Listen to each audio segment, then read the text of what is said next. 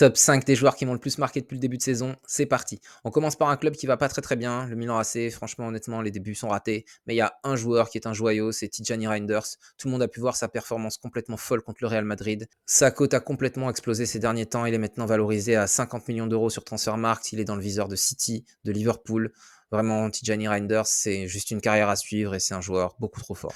Quatrième position, l'Alien, l'OVNI, le Cyborg, le nouveau Haaland. Beaucoup de surnoms pour beaucoup de talent.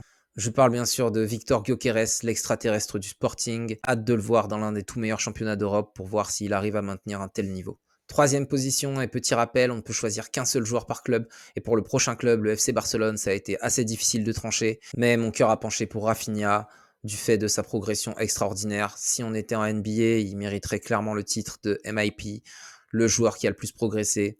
Il porte l'attaque du FC Barcelone en compagnie de Yamal et Lewandowski.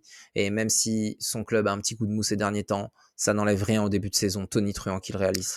Deuxième position, bon là j'avoue, j'ai un peu triché. On a deux ex-aequo avec Omar Marmouche et Cole Palmer. Alors Omar Marmouche, il est puissant, rapide, agile, il a une vision de jeu de dingue, il peut finir pied droit, pied gauche. L'attaquant idéal. Il est sur les tablettes de Barcelone et de Liverpool. Ça devrait pas se faire pour moins de 40 millions.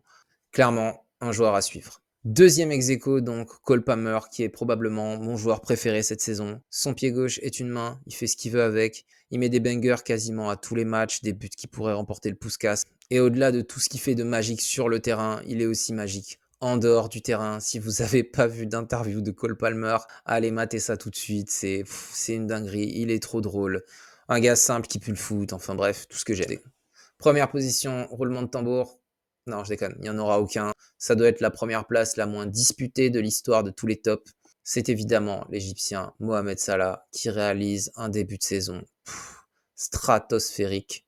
Et encore, le mot semble insuffisant. 18 matchs, 17 buts, 13 passes décisives. S'il maintient ce niveau de performance toute la saison, pour la prochaine cérémonie du Ballon d'Or, j'ai une proposition. Inutile de convier qui que ce soit d'autre, Mohamed Salah aux 30 premières places. Alors évidemment, un top 10, allez voir la partie 1, c'est subjectif. Et il y a plein de joueurs que j'ai pas cités, comme des Moussiala, des Wirtz, mais aussi plein d'autres joueurs moins impressionnants mais qui m'ont quand même marqué, comme Ben Seguir, Akliouche, Lucas Chevalier, Konaté, Gravenberch. Donc voilà, n'hésitez pas à me donner dans les commentaires les joueurs qui pour vous devraient figurer dans ce top et je vous donnerai mon avis.